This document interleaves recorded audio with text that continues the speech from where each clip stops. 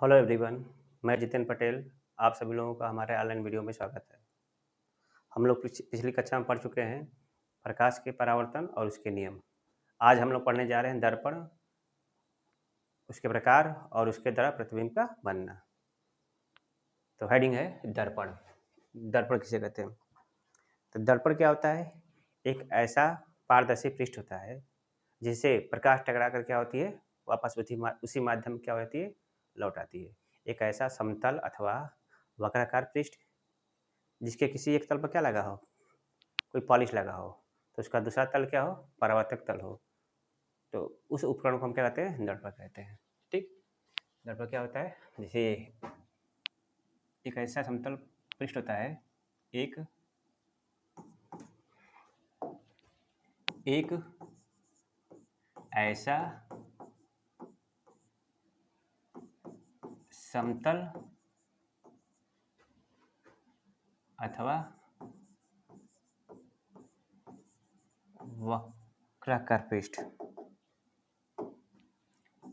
वक्राकार पृष्ठ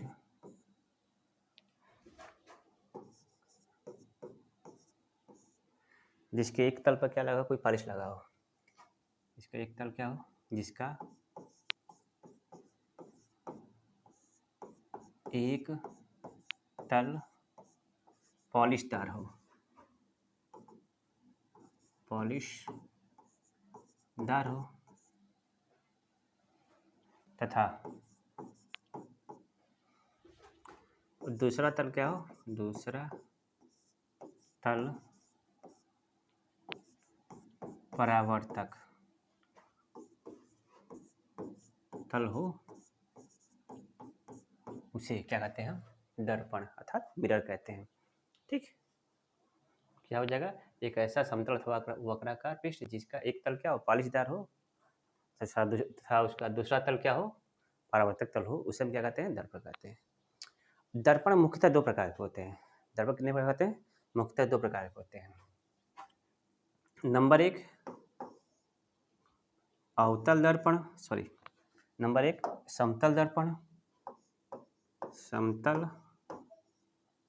दर्पण, और दूसरा है गोलीय दर्पण, गोलीय दर्पण।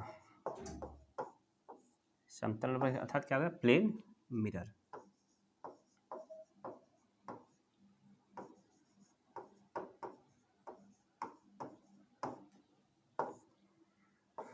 Spherical mirror, spherical mirror. ठीक है। दर्पण कितने प्रकार होते हैं? दो प्रकार के, समतल दर्पण और गोलीय दर्पण। ठीक है। चलिए पहले समझते हैं समतल दर्पण किसे कहते हैं। ठीक। चलिए पहले समझते हैं समतल दर्पण। ठीक। समतल दर्पण अर्थात प्लेन मिरर, समतल दर्पण अर्थात प्लेन मिरर। ठीक।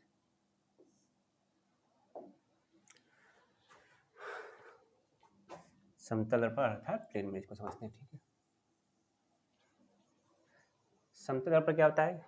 एक ऐसा समतल पृष्ठ होता है जिसके एक तल पर क्या होता है? पॉलिश लगा होता है। ये क्या है? पॉलिश है। एक पृष्ठ पर क्या लगा है? पॉलिश लगा है, और दूसरा तल क्या हो गया? परावर्तक तल हो गया है। ये तल क्या बन गया? परावर्तक तल बन जाए। तो इस प्रकार के दर्पण को हम क्या कहते हैं? समतल दर्पण कहते हैं। इसके एक पृष्ठ पर क्या लगा है? पॉलिश लगा है, और दूसरा तल क्या बन गया है? परावर्तक तल बन गया है। तो इस प्रकार के दर्पण को हम क्या बोलेंगे? समतल दर्पण कहेंगे। इस वाला जो परावर्तक तल है, इस वाले पृष्ठ से क्या होगा? प्रकाश का क्या होगा? परावर्तन होगा। ठीक है। तो इस दर्पण को हम क्या बोलेंगे? समतल दर्पण कहते हैं। एक ऐसा पृष्ठ जिसके एक पृष्ठ पर क्या है? पॉलिश लगा हो, जिसके दूसरे पृष्ठ पर क्या हो, जिसका दूसरा पृष्ठ क्या हो? परावर्तक तल हो, तो उस दर्पण को हम क्या बोलेंगे? समतल दर्पण अर्थात प्लेन मिरर कहते हैं। ठीक है। इसमें जो प्रतिबिंब प्राप्त होता है, समतल दर्पण में प्रतिबिंब प्राप्त होता है, उसकी प्रकृति, आकार और नीचे के बारे में समझते हैं कि उसकी प्रकृति क्या होगी, आकार क्या होगी, उसकी स्थिति क्या होगी, उसके बारे में समझ लेते हैं। ठीक है। चलिए देख लेते हैं समतल दर्पण द्वारा प्रतिबिंब का बनना। समतल दर्पण द्वारा प्रतिबिंब का बनना देखते हैं। तो मान लीजिए कोई समतल दर्पण है, इसका नाम क्या है MN। इससे मान लीजिए स्मॉल u दूरी पर एक वस्तु AB स्थित है। स्मॉल u दूरी पर क्या है, एक वस्तु क्या है AB स्थित है। एक समतल दर्पण है, ठीक है। इससे स्मॉल x दूरी पर क्या है, एक वस्तु AB स्थित है, ठीक है। तो हमको मालूम है प्रकाश के परावर्तन के नियम अनुसार यदि कोई प्रकाश किरण क्या हो किसी वस्तु से परावर्तक तल पर अभिलंबवत आपतित हो रही हो, ये कोई प्रकाश की किरण है, ये प्रकाश किरण है, यहाँ से क्या हो रही है, इस पर क्या अभिलंबवत आपतित हो रही हो। जब कोई प्रकाश किरण किसी पृष्ठ पर अभिलंबवत आपतित होती है तो क्या होता है उसमें प्रकाश क्या होती है, परावर्तित होकर उसी मार्ग से क्या होती है, पुनः वापस लौट आती है। परावर्तित हो उसी मार्ग से क्या होगी, पुनः वापस लौट आएगी। परावर्तित हो क्या होगी, उसी मार्ग से पुनः वापस लौट आती है। जैसे ये प्रकाश ऐसे गई और यहाँ से क्या होगा, प्रकाश का परावर्तन होगा। क्यों परावर्तन होगा, क्योंकि ये लंबवत आपतित हो रहा है, तो वो क्या होगी, प्रकाश किरण क्या उसी मार्ग से क्या हो जाएगी, पुनः वापस लौट आती है, ठीक है। क्यों ऐसा क्यों होता है, क्योंकि उस कंडीशन में क्या आपतन कोण क्या होता है, 0 हो जाता है, क्योंकि जो अभिलंब खिंचा गया है वो भी क्या है, आपतित किरण के ऊपर ही बनना है, आपतित किरण के ऊपर बनना है। इसलिए क्या हो जाएगा, आपतित किरण अभिलंब से कितना कोण बना रही है, 0 अंश बना रही है। जब आपतित किरण अभिलंब के साथ 0 अंश बना रही है तो परावर्तित किरण भी क्या होगा, अभिलंब के साथ 0 अंश बनाएगी। अर्थात क्या होगा, जिस मार्ग से गई है उसी मार्ग से पुनः वापस लौट आएगी, ऐसे उसी मार्ग से पुनः वापस लौट आएगी। उसके बाद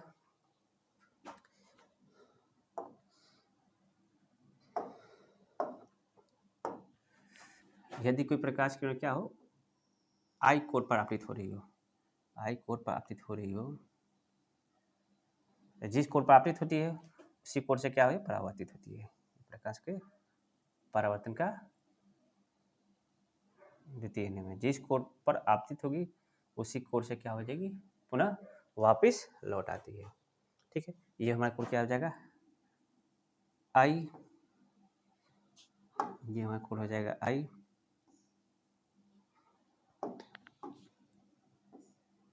तो ये कोण क्या होगा हमारा R। इसमें क्या होगा, कोण I क्या होगा, कोण R के क्या होगा, बराबर होगा, ठीक है। अब देखिए एक परावर्तित किरण ये है, एक परावर्तित किरण क्या है, ये आपतित किरण है, यहाँ से ये क्या है, परावर्तित किरण है, ठीक है। तो ये परावर्तित किरण और ये परावर्तित किरण क्या आगे चल के एक दूसरे को कभी काटेंगे, आगे तो काटेंगे नहीं। परावर्तन के पश्चात क्या ये फैलते हुई जा रही है, तो परावर्तन के पश्चात अगर फैलती हुई जा रही है तो अगर परावर्तित किरण एक दूसरे को वास्तव में कहीं काटती है तो वहाँ पे उस कटान बिंदु पर उसका प्रतिबिंब कैसा प्राप्त होता है, वास्तविक प्राप्त होगा। लेकिन अगर परावर्तित किरणें आगे ना काट के इसको पीछे बढ़ाने पर कहीं काट रही हो तो वहाँ पर जो प्रतिबिंब प्राप्त होगा आभासी प्रतिबिंब प्राप्त होता है। तो चूंकि ये किरणें आपस में आगे आगे तो काटेंगे नहीं, इसको क्या बढ़ाना पड़ेगा, आपको पीछे बढ़ाना पड़ेगा।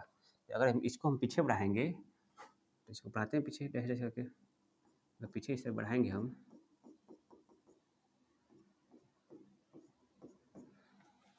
पीछे बढ़ाने पर इसको पीछे बढ़ाने पर इसको पीछे बढ़ाने पर जहाँ एक दूसरे को काटेंगे वहीं पे क्या बनेगा, इसका प्रतिबिंब बन जाएगा। तो इसको पीछे बढ़ाया गया है और इसको पीछे बढ़ाया है, तो दोनों कहाँ एक दूसरे को काटेंगे, यहाँ पे काटेंगे। तो यहाँ पे अगर इस पर हम लंब डाल दिया जाए, यहाँ पे लंब डाल दिया जाए तो जी लंब यहाँ डाल दिया गया, यहाँ से अगर इस पर लंब डाल दिया जाए तो लंब डालने पर जो प्रतिबिंब प्राप्त होगा उसका क्या नाम रखेंगे हम, AB।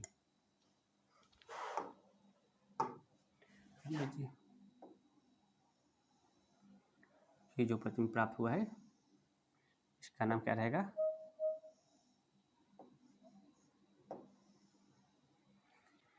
A डैश और B डैश, ठीक है। ये क्या हो गया, क्योंकि ये परावर्तित किरणें आगे चल के कहीं एक दूसरे को कभी नहीं काटेंगी तो इसको क्या इन परावर्तित किरणों को पीछे बढ़ाया जाएगा। पीछे बढ़ाने पर जिन बिंदुओं पर एक दूसरे को काटेंगे वहीं पे क्या इसका प्रतिबिंब बनेगा। और चूंकि इन किरणों को पीछे बढ़ाने पर प्रतिबिंब प्राप्त हो रहा है तो वो प्रतिबिंब क्या होगा, आभासी होगा। प्रतिबिंब क्या होगा, आभासी। और क्या परावर्तित किरणों को पीछे बढ़ाने पर एक दूसरे को काटेंगी तो सदैव वो प्रतिबिंब कैसा बनता है, आभासी बनता है। ठीक है, तो ये प्रतिबिंब कैसा होगा, आभासी है। प्रतिबिंब की प्रकृति क्या होगी, कहा जाए प्रतिबिंब की प्रकृति बताइए। तो प्रकृति क्या हो जाएगा, प्रकृति, प्रतिबिंब की प्रकृति पूछा जाएगा, आकार पूछा जाएगा, प्रतिबिंब का आकार क्या हो जाएगा, स्थिति पूछा जाएगा, स्थिति। प्रतिबिंब की प्रकृति क्या होगी, आभासी होगा। कैसा बनेगा, आभासी प्रतिबिंब प्राप्त होगा, आभासी प्रतिबिंब प्राप्त होगा। आकार क्या होगा, वस्तु के बराबर, मतलब बिंब के बराबर, वस्तु के या बिंब के, बिंब क्या कहिए, वस्तु, ठीक ना, वस्तु के बराबर।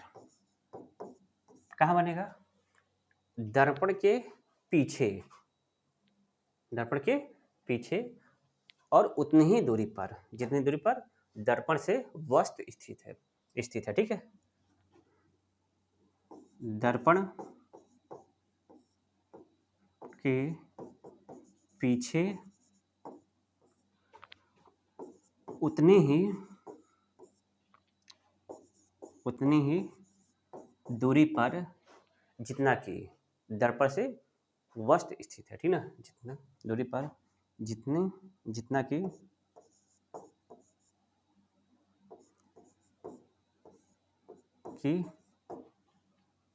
वस्तु दर्पण से दूर है, दूर है। ठीक है, अर्थात ये कहना चाह रहे हैं कि जितनी दूरी पर वस्तु रखा होगा दर्पण से उतनी ही दूरी पर क्या होगा, प्रतिबिंब बनेगा। ये जो प्रतिबिंब बना हुआ है इसकी मान लीजिए की दूरी क्या v है, v है, तो इसमें क्या रहेगा, u और v दूरी क्या होगा, आपस में बराबर होगा। u और v दूरी क्या होगा, आपस में बराबर होगा, मतलब ये दूरी क्या होगा, आपस में बराबर होगा। ठीक है, और ये वस्तु की लंबाई और प्रतिबिंब की लंबाई भी क्या होगा, आपस में बराबर होगा। तो हमने क्या बताया, अगर समतल दर्पण द्वारा प्रतिबिंब की स्थिति ज्ञात करना हो, समतल दर्पण द्वारा प्रतिबिंब की स्थिति ज्ञात करना हो, समतल दर्पण द्वारा प्रतिबिंब की स्थिति ज्ञात करना हो तो क्या होता है, समतल दर्पण में प्रतिबिंब सदैव क्या बनता है, वस्तु के बराबर बनता है, आभासी बनता है। दर्पण के पीछे उतनी ही दूरी बनता है जितनी दूरी पर वस्तु स्थित होता है। ठीक, अब देखते हैं गोलीय दर्पण। गोलीय दर्पण,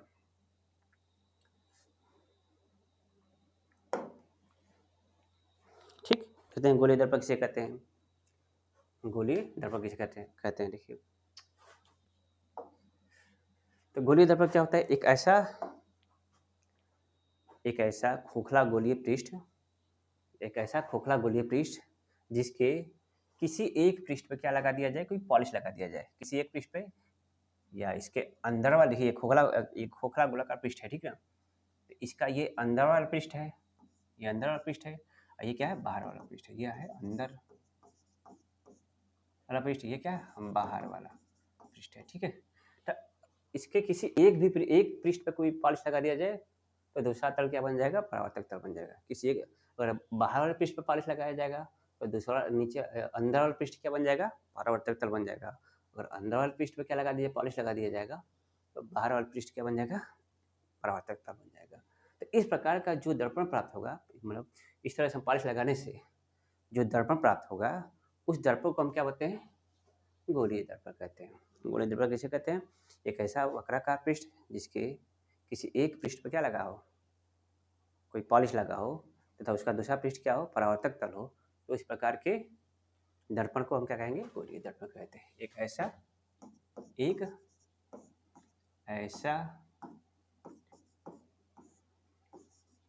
वक्राकार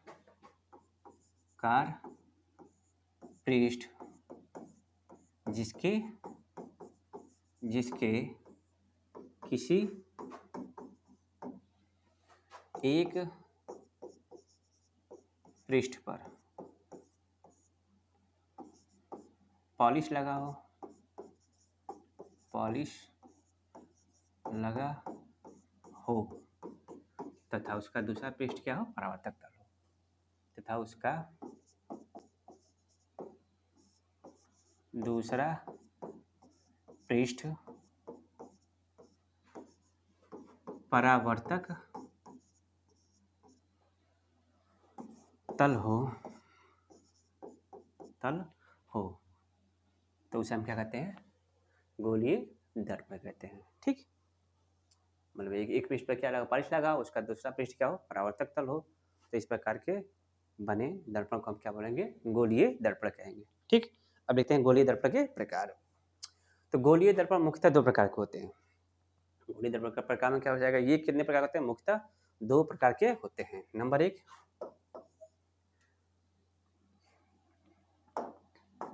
गोलीय दर्पण मुख्यतः दो प्रकार होते हैं। नंबर एक,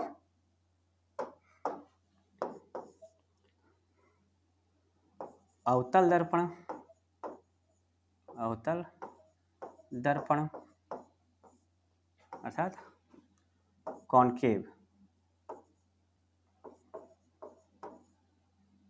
मिरर, कॉनकेव मिरर। दूसरा होता है उत्तल दर्पण, उत्तल दर्पण,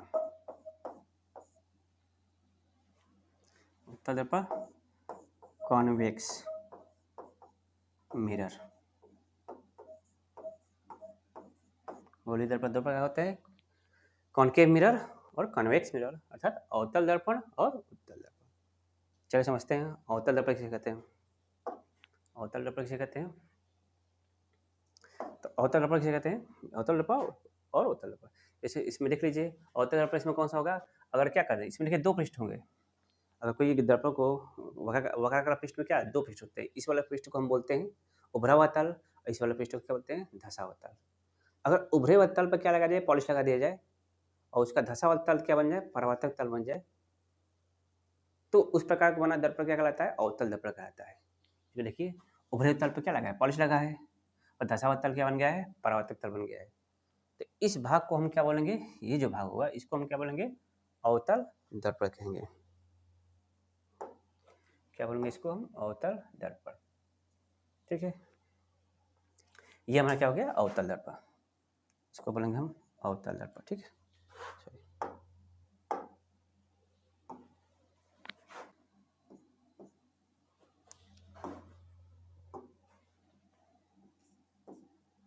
ये हमारा अवतल दर्पण हो जाएगा। ठीक, ये हमारा हो गया अवतल दर्पण, इस वाले को हम बोलेंगे अवतल दर्पण। और ये लगा है, ये धसे हुए तल पर क्या लगा है, पॉलिश लगा हुआ है, धसे हुए तल पर क्या लगा, पॉलिश लगा हुआ है, उभरा तल क्या बन गया, परावर्तक तल बन गया है। तो ये क्या हो जाएगा, उत्तल भाग होगा, ये क्या हो जाएगा, अवतल भाग होगा। तो इसको इससे जो प्राप्त होगा, ये क्या हो जाएगा, उत्तल दर्पण प्राप्त होगा, और इस वाले भाग से क्या प्राप्त होगा, हमारा अवतल दर्पण प्राप्त हो जाएगा। तो ये हमारा हो जाएगा अवतल दर्पण, अवतल दर्पण, ये हो गया हमारा अवतल दर्पण। और इसको हम क्या बोल देंगे, उत्तल दर्पण। ये उत्तल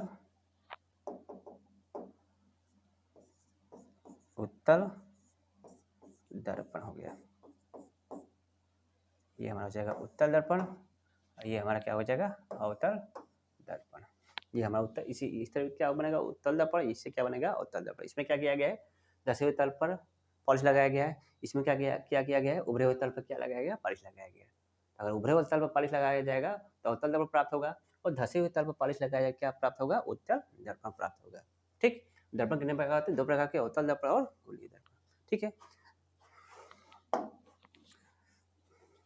ठीक है, अब देखते हैं अवतल दर्पण। ठीक है, अवतल दर्पण क्या क्या गया है, इसमें क्या बनाया गया, इसमें हम क्या किए हैं, उभरे हुए तल पर क्या लगाए हैं, कलई अथवा लाल अक्साइड का पॉलिश किया गया है। इसमें क्या कलई अथवा लाल अक्साइड का पॉलिश किया गया है, और उसका क्या हो गया, धसा हुआ तल क्या बन गया है, परावर्तक तल बन गया है। तो इसलिए ये कौन सा दर्पण हो जाएगा, हमारा अवतल दर्पण। ये हमारा क्या हो गया, अवतल दर्पण, अवतल दर्पण। अवतल दर्पण क्यों होगा, क्योंकि उभरे हुए तल पर क्या लगा है? पॉलिश लगा है। ठीक है, ये अवतल दर्पण हो गया। उत्तल दर्पण किसे कहते हैं? उत्तल दर्पण में क्या हो जाएगा इसका? जस्ट उल्टा।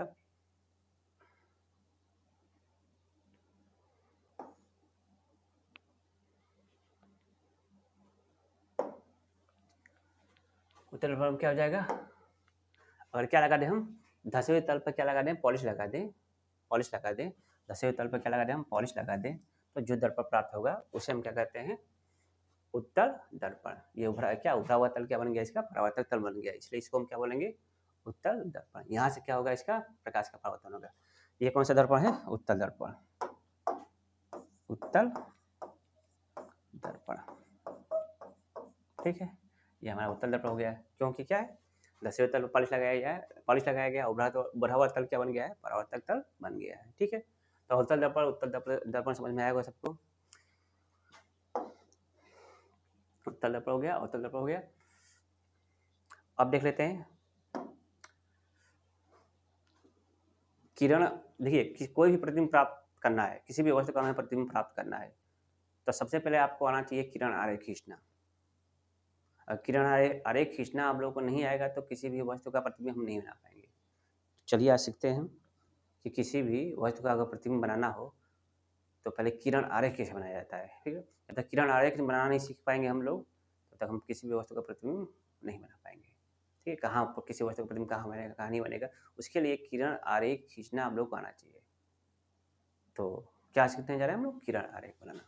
ठीक है, तो किरण आरेख खींचने का नियम। ठीक है, तो किरण आरेख खींचने के नियम में पहला नियम रहेगा, पहला रहेगा यदि कोई प्रकाश किरण क्या हो? मुख्य अक्ष के समांतर आपतित हो रही हो। यदि कोई प्रकाश किरण क्या हो? मुख्य अक्ष के समांतर आ रही हो। यदि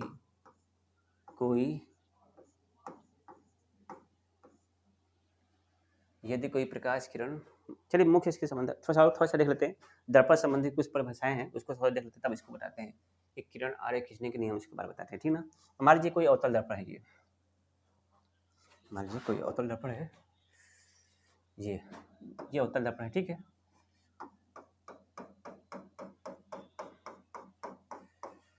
कुछ दर्पण संबंधित परिभाषाएं उस पर समझ लेते हैं, उसके बाद देखते हैं किरण आरेख खींचने की। ठीक है, ये कोई अवतल दर्पण है। ठीक है, तो इस अवतल दर्पण का जो मध्य बिंदु होगा, इस अवतल दर्पण का मध्य बिंदु होगा, उसे हम क्या कहते हैं? ध्रुव कहते हैं। क्या कहते हैं हम? उस दर्पण का ध्रुव कहते हैं।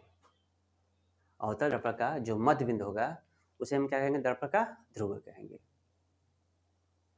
और ये अवतल दर्पण जिस गोलाकार पृष्ठ का भाग, कटा हुआ भाग होता है, उसका जो केंद्र होगा, और ये इसे गोला बनेगा ना, इसे गोला बनेगा, ये जिसका केंद्र होगा, इसका जहाँ केंद्र होगा उसको हम क्या बोलते हैं? इस दर्पण का वक्रता केंद्र कहते हैं। और इसे हम किसे दिखाते हैं? सी से दिखाते हैं। एक गोलीय दर्पण जिस गोले का कटा हुआ भाग होता है उसके केंद्र को हम क्या कहते हैं? दर्पण का केंद्र कहते हैं। ठीक, इसे हम किसे दर्शाते हैं? सी से दिखाते हैं। उसके बाद दर्पण के वक्रता केंद्र तथा उसके ध्रुव से जाने वाली रेखा को क्या कहते हैं? हम मुख्य अक्ष कहते हैं। ये क्या हो जाएगा? हमारा मुख्य अक्ष।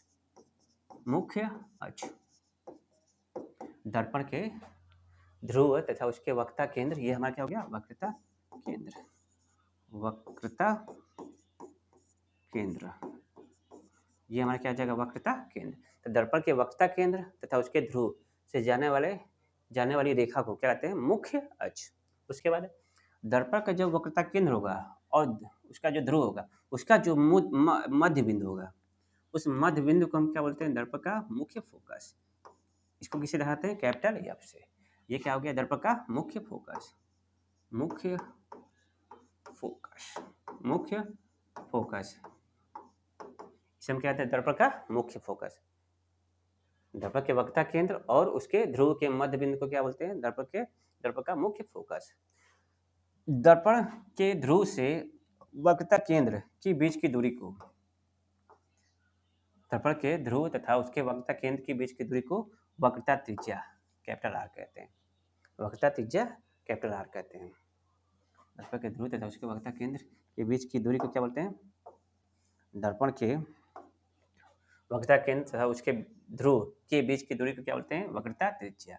ऐसे दिखाते हैं किससे? कैपिटल आर से। और दर्पण के ध्रुव तथा उसके मुख्य फोकस के बीच की दूरी को हम क्या बोलते हैं? फोकस दूरी कहते हैं। इसे दर्शाते हैं स्मॉल एफ से। ये क्या होगा? स्मॉल एफ होगा। ये क्या होगा? Capital R. ये हमारा क्या हो जाएगा? वक्रता त्रिज्या आर होगा। ठीक है,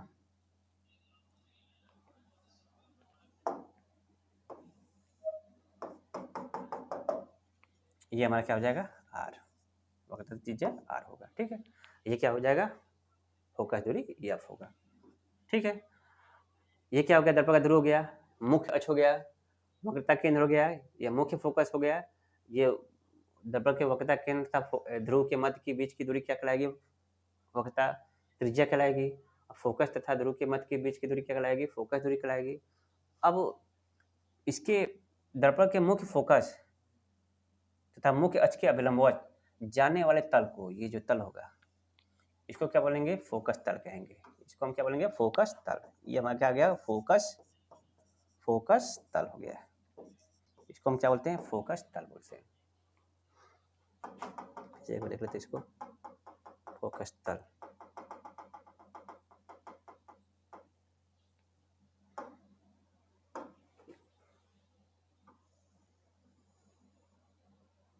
ये हमारा फोकस तल हो गया।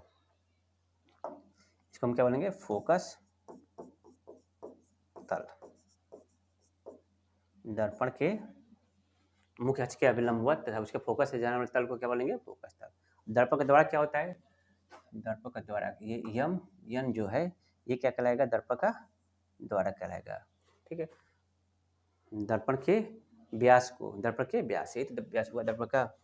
ये दर्पण का जो व्यास है, ये व्यास क्या कहलाएगा? दर्पण का द्वारा कहलाएगा। इस व्यास को हम क्या बोलते हैं? दर्पण का द्वारा कहते हैं। तो ये हैं कुछ दर्पण संबंधी परिभाषाएं। ये सभी लोगों को मालूम होगा, आप लोग 10 में पढ़े होंगे ये। ठीक है, तो यहाँ तक आशा है कि आप लोग समझ में आया होगा। चलिए अब देखते हैं किरण आरेख खींचने के नियम। ठीक, तो किरण आरेख खींचने के नियम, पहला नियम रहेगा, यदि प्रकाश किरण क्या हो? मुख्य अक्ष के समांतर आपतित हो रही हो। यदि कोई प्रकाश किरण क्या हो? मुख्य अक्ष के समांतर। यदि कोई प्रकाश किरण मुख्य अक्ष के समांतर आपतित हो रही हो, आपतित हो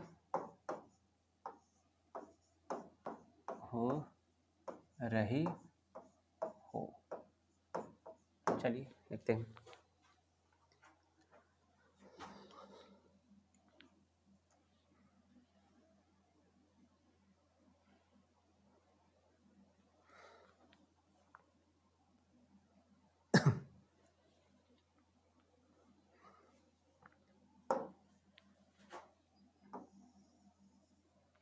मान लीजिए उत्तर दर्पण है। ठीक है,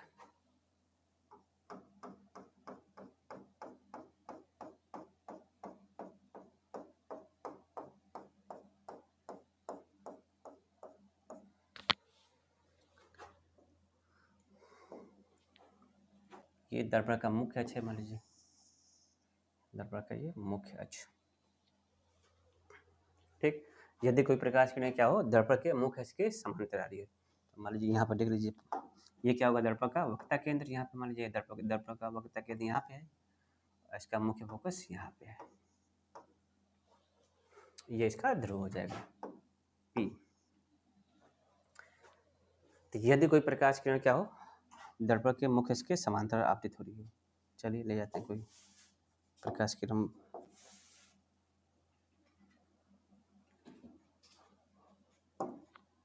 मुख्य अक्ष के समांतर,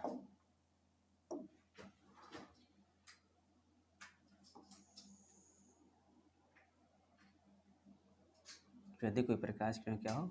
मुख्य अक्ष के समांतर आ रही हो, तो वह सदैव क्या होती है? परावर्तन के पश्चात दर्पण के मुख्य फोकस से होकर गुजरती है।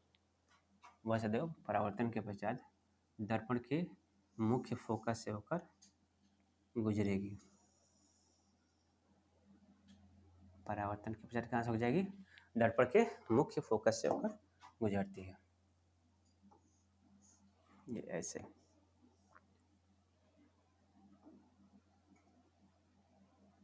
यदि कोई प्रकाश किरण क्या हो, दर्पण के मुख्य अक्ष के समांतर आपतित होती है तो परावर्तन के पश्चात कहाँ हो जाएगी, मुख्य अक्ष के समांतर गुजरती है। तो परावर्तन के पश्चात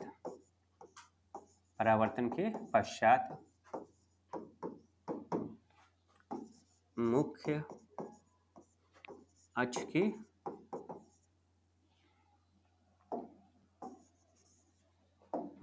की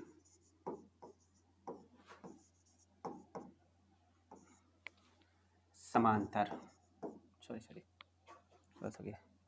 तो परावर्तन के पश्चात दर्पण के पश्चात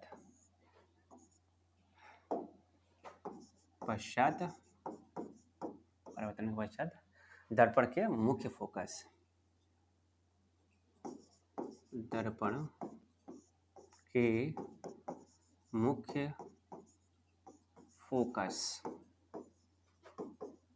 से होकर गुजरती है।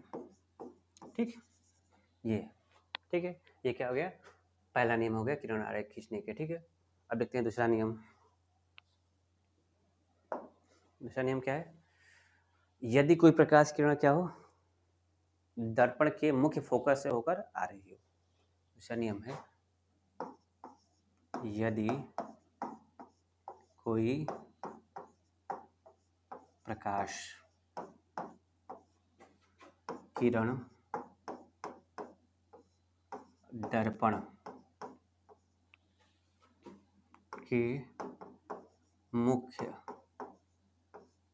फोकस से होकर आ रही हो,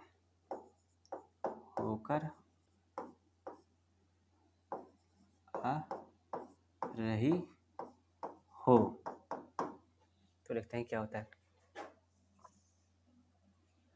तो दूसरा नियम है, यदि कोई प्रकाश किरण का दर्पण के मुख्य अक्ष के मुख्य फोकस से होकर आ रही हो। ठीक है, चलिए इसमें मान लीजिए कोई अवतल दर्पण है,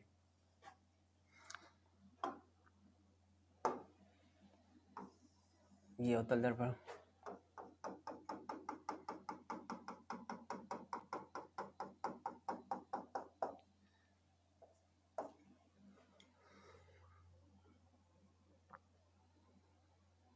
ये इसका मुख्य अक्ष,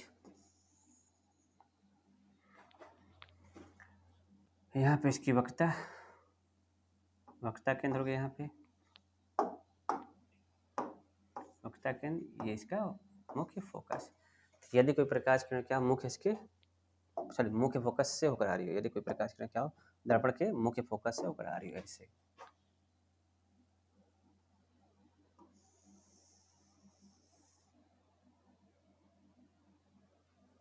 मुख्य फोकस से होकर आ रही हो, तो परावर्तन के पश्चात वो सदैव क्या होती है, मुख्य के समांतर निकलती है, मुख्य के समांतर निकलती है।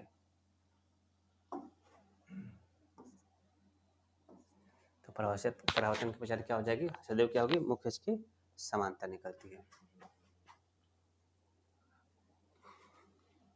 तो परावर्तन के पश्चात सदैव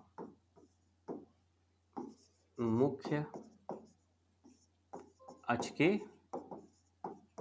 समांतर निकलती है। ठीक, ये क्या हो गया, किरण आरेख बनाने का द्वितीय नियम हो गया। अब देखते हैं किरण आरेख बनाने का तृतीय नियम। ठीक,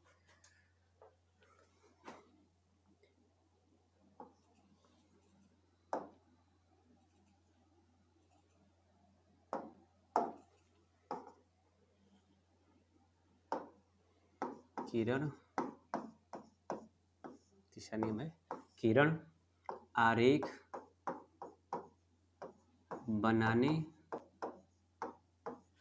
का तृतीय नियम। तृतीय नियम पढ़िए। किरण बनाने का तृतीय नियम क्या है? तीसरा नियम हम देखते हैं, यदि क्या हो, प्रकाश किरण क्या हो, दर्पण के वक्रता केंद्र से होकर आ रही हो। यदि प्रकाश किरण क्या हो, दर्पण के वक्रता केंद्र से होकर आ रही हो। यदि प्रकाश किरण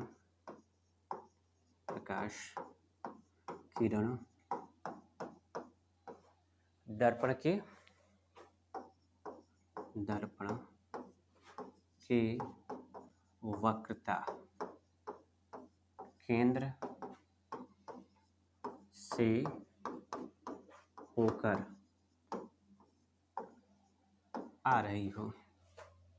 आ रही हो, तो देखते हैं क्या होता है।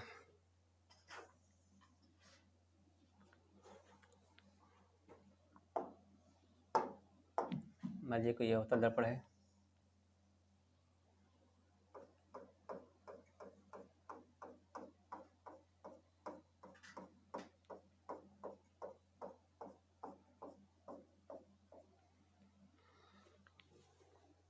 ठीक, ये हमारा मुख्य अक्ष है।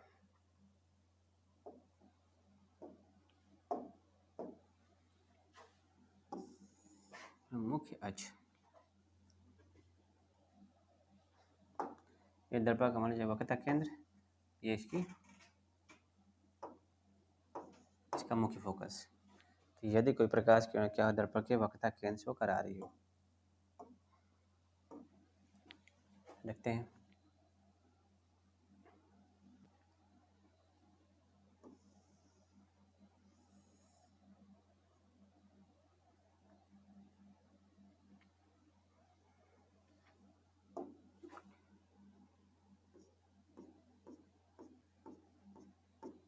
यदि कोई प्रकाश किरण क्या दर्पण के वक्रता केंद्र से होकर आ रही हो,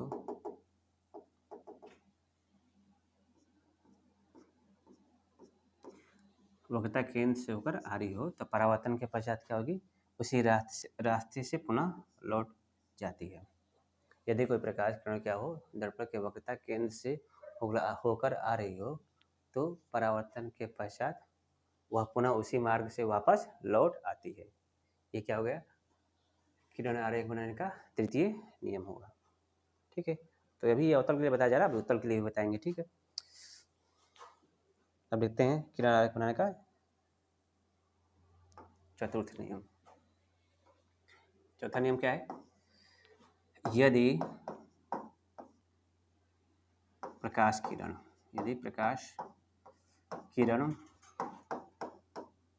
दर्पण के ध्रुव पर आपतित हो रही हो, यदि प्रकाश किरण दर्पण के ध्रुव पर आपतित हो रही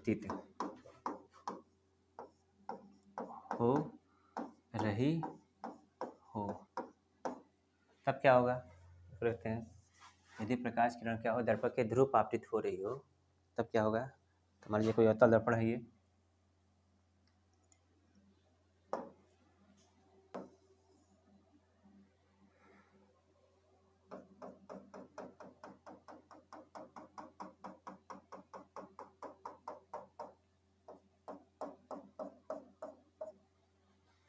अवतल दर्पण है,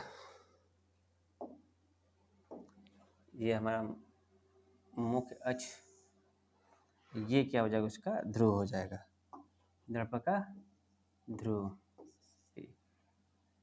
ये क्या दर्पण का ध्रुव पे होगा। तो यदि कोई प्रकाश किरण का दर्पण के ध्रुव से होकर आ रही हो, तो क्या होगा देखते हैं। दर्पण के ध्रुव पर आपतित हो रही हो, यदि कोई प्रकाश किरण दर्पण के ध्रुव पर आपतित हो रही हो, तो परावर्तन के पश्चात जिस कोण पर आपतित हो उसी कोण पर परावर्तित हो जाएगी। जिस कोण से आएगी मुख्य अक्ष पर जितना कोण क्या बनाएगी, वो आपतित किरण मुख्य अक्ष पर जितना कोण बनाएगी, और ये आई है, तो ये हमारा क्या होगा, आर होगा।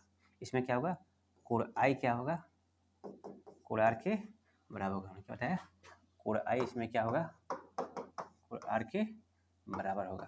अर्थात जितने मुख्य अक्ष से जितने कोण पर आपतित होगी, परावर्तित किरण क्या होगा, मुख्य अक्ष से उतना ही कोण बनाती हुई परावर्तित होगी। ठीक है, तो जिस कोण पर आपतित होगी उसी कोण पर क्या होगी, परावर्तित होगी। ठीक है, जिस कोण पर आपतित होगी उतनी ही कोण पर क्या होगी, परावर्तित होगी। ठीक है, ये क्या हो गए, किरण आरेख खींचने के 4 नियम हो गए। ठीक है, ये सारे नियम क्या था, अवतल के लिए था। अब देख लेते हैं उत्तल के लिए क्या होगा। तो उत्तल के लिए उसी में देख लेते हैं।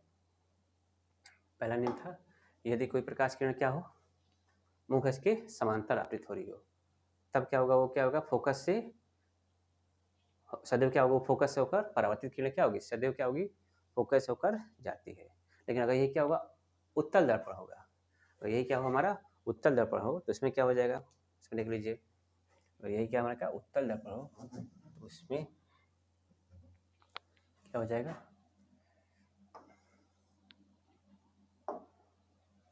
मान लीजिए उत्तल दर्पण है, तो अगर इसमें प्रकाश क्या आ रहा हो, मुख्य अक्ष के समांतर आपतित हो रहा हो, तब क्या होगा,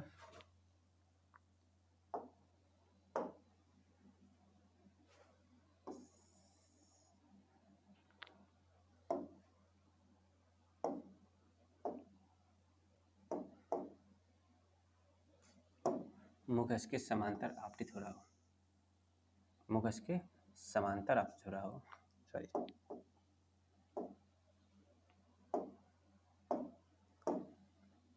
ऐसे मुख्य अक्ष के समांतर आपतित हो रहा हो।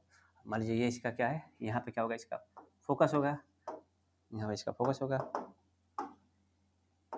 यहाँ पे क्या, इसका वक्रता केंद्र है। तो अगर प्रकाश किरण क्या मुख्य अक्ष के समांतर आपतित हो रहा हो, तो परावर्तन के पश्चात ये किरण क्या होगा, सदैव इसके मुख्य फोकस से निकलती हुई प्रतीत होगी। ऐसे सदैव क्या होगी, इसके मुख्य फोकस से निकलती हुई प्रतीत होगी। तो इसको पीछे बढ़ाएंगे, इसको क्या लगेगा,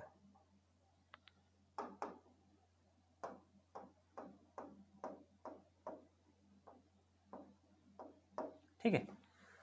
यदि प्रकाश किरण क्या हो,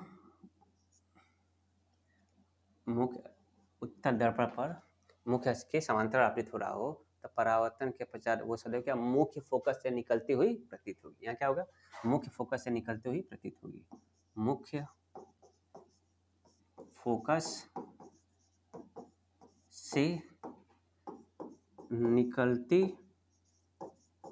हुई प्रतीत होगी।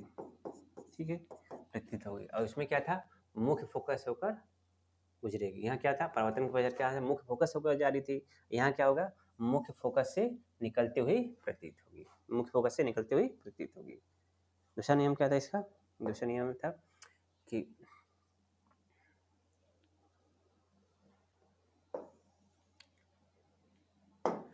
यदि प्रकाश किरण क्या हो, यदि प्रकाश किरण दर्पण के मुख्य फोकस से आ रही हो उत्तल पर, ठीक है। अब उत्तल पर देख लेते हैं, यदि प्रकाश किरण क्या हो, मुख्य फोकस से होकर आ रहा हो, मान लीजिए हमारा उत्तल दर्पण है,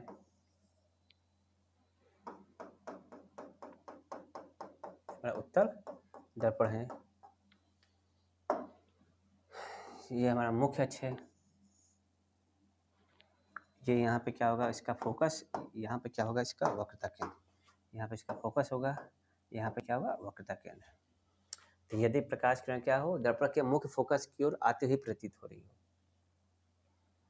क्या दर्पण के मुख्य फोकस की ओर आती हुई प्रतीत हो रही हो, तब क्या होगा, देखते हैं, दर्पण के मुख्य फोकस की ओर आती हुई प्रतीत हो रही हो,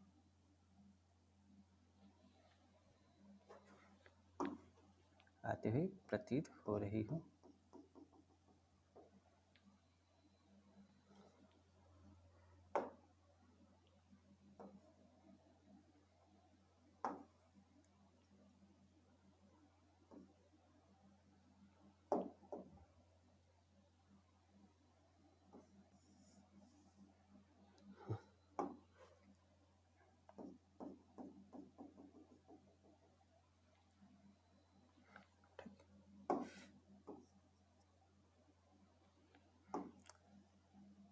ये मान लीजिए दर्पण का फोकस यहाँ,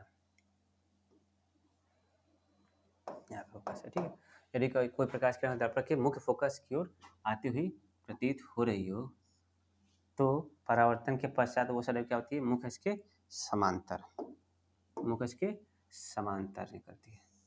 तो परावर्तन के पश्चात वो सदैव क्या होती है, मुख्य इसके समांतर निकलती है। उसमें क्या था, मुख्य फोकस से आ रही हो तो परावर्तन पर मुख्य अक्ष के समांतर निकलती है। यहाँ क्या मुख्य फोकस की ओर जाती हुई प्रतीत हो रही है। यदि प्रकाश किरण क्या हो, मुख्य फोकस की ओर जाती हुई प्रतीत हो रही हो तो परावर्तन के पश्चात ये किरणें सदैव क्या होती है, मुख्य इसके समांतर निकलती है।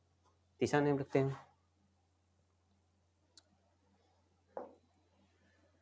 यदि प्रकाश किरण क्या हो दर्पण के वक्रता केंद्र से होकर आ रही हो।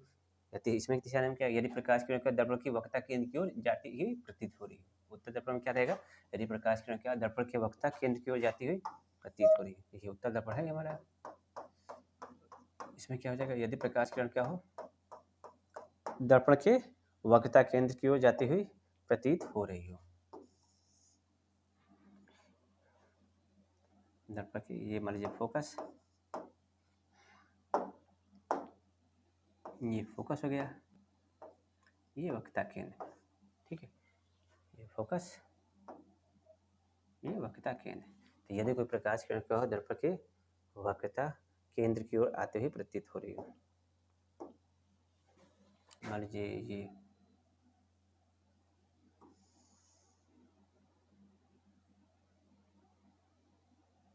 ठीक, ये दर्पण के वक्रता केंद्र की ओर आते हुए प्रतीत हो रही हो तो परावर्तन के पश्चात उसी मार्ग से पुनः वापस लौट जाती है। तो परावर्तन के पश्चात पुनः उसी मार्ग से पुनः वापस लौट जाएगी। इसमें क्या होगा, वक्रता केंद्र से आ रही है तो वक्रता केंद्र से होकर आ रही थी, यहाँ में क्या वक्रता केंद्र की ओर जाती हुई प्रतीत हो रही है। तो परावर्तन के पश्चात क्या होगा, उसी मार्ग से पुनः वापस लौट आती है। चौथा देख लेते हैं, इसमें भी चौथा दोनों के लिए सेम रहेगा, चाहे उत्तल हो चाहे अवतल हो, ठीक देख लेते हैं। चौथा नियम के उत्तल के लिए भी यही रहेगा।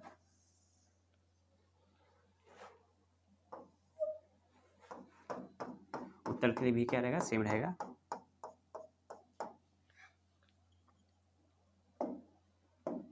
मान लीजिए मुख्य अक्ष है, ये इसका फोकस,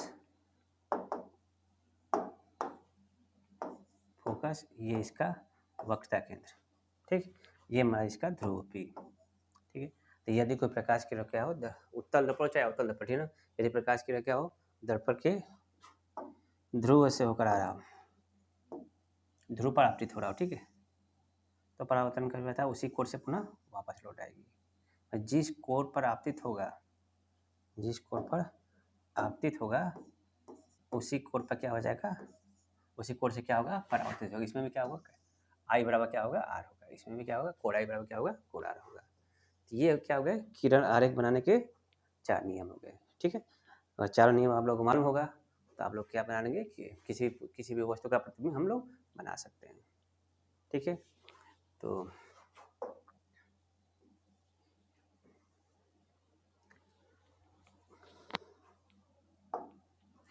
चलिए अब थोड़ा समझते हैं हम लोग फोकस दूरी तथा वक्रता त्रिज्या में संबंध, ठीक है। फोकस दूरी तथा वक्रता त्रिज्या में संबंध।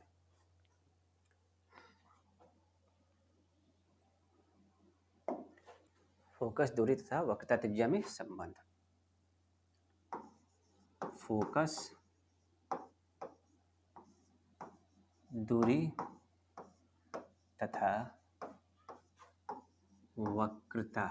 फोकस दूरी तथा वक्रता त्रिज्या में संबंध।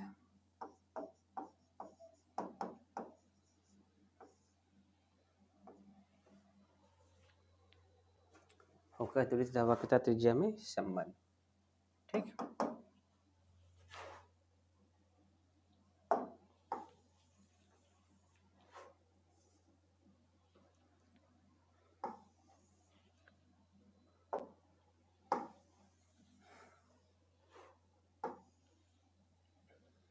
फोकस दूरी तथा वक्रता त्रिज्या में संबंध, ठीक है। चलिए अवतल दर्पण लेते हैं, ठीक है। मान लीजिए कोई अवतल दर्पण है,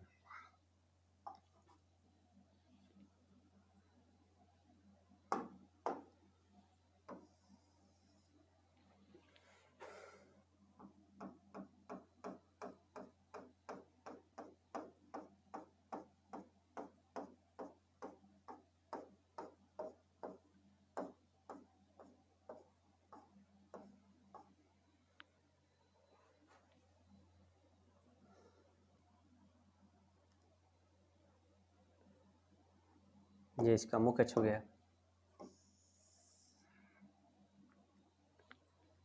ये हमारा मुख्य अक्ष, मुख्य अक्ष। यहाँ पे इसकी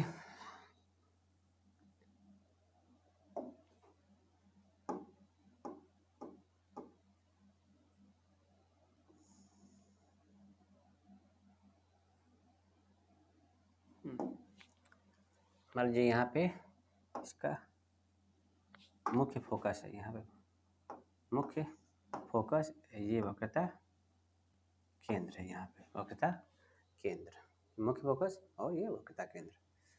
चलिए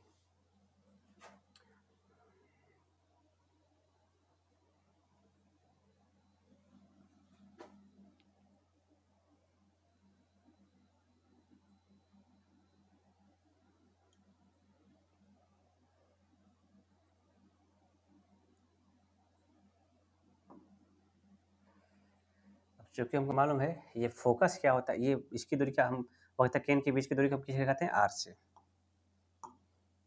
वक्रता केंद्र के बीच की दूरी को हम किसे कहते हैं, कैपिटल आर से। और फोकस दूरी को हम किसे कहते हैं, स्मॉल आर से, स्मॉल एफ से, सॉरी स्मॉल एफ से। चूँकि हमको मालूम है ये इसका मान लीजिए ध्रुव, ये ध्रुव है, ठीक है, इसको हम क्या बोलते हैं, दर्पण का ध्रुव। चूँकि हमको मालूम है ये दर्पण का जो फोकस है, जो दर्पण का फोकस है, ये क्या होता है, दर्पण के ध्रुव तथा वक्रता केंद्र का मध्य बिंदु होता है। चूँकि हमको मालूम है दर्पण का फोकस, दर्पण का फोकस एफ दर्पण के वक्रता केंद्र सी तथा दर्पण के ध्रुव P का मध्य बिंदु है, मध्य बिंदु है। अतः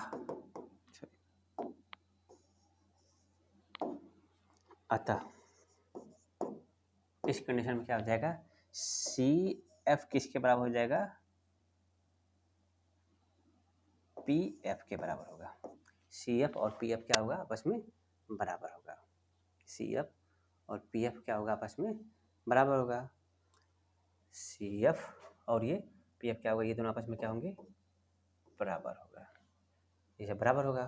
तो चूंकि हमको मालूम है,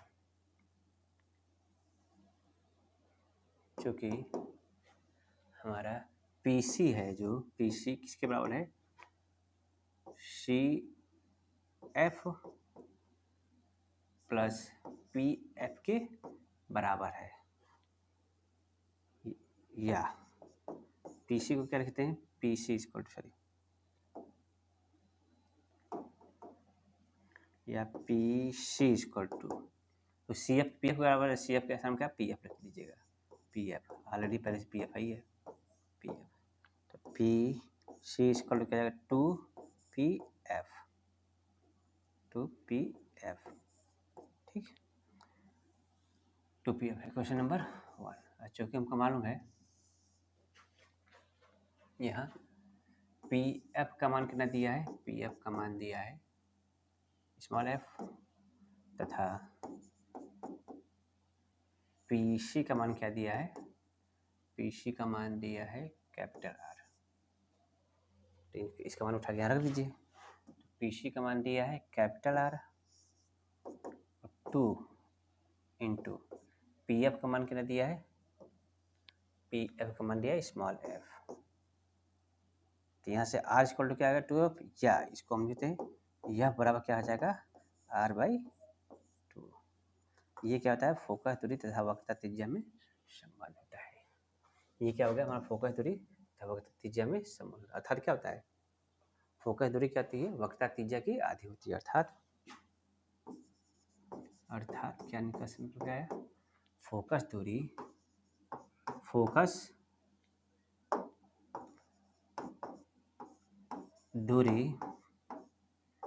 वक्रता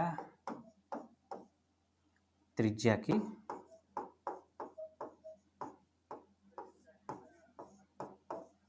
आधी होती है। ठीक है, ये क्या हो गया फोकस दूरी तथा वक्रता त्रिज्या में संबंध हो गया। ठीक है, यहाँ तक सभी लोग समझ में आ गया होगा। अब इसके आगे हम कल डिस्कस करेंगे अवतल दर्पण द्वारा प्रतिबिंब का बनना और उत्तल दर्पण द्वारा प्रतिबिंब का बनना, इसके बारे में कल डिस्कस किया जाएगा। आशा करते हैं यहाँ तक आप लोगों को समझ में आया होगा। धन्यवाद।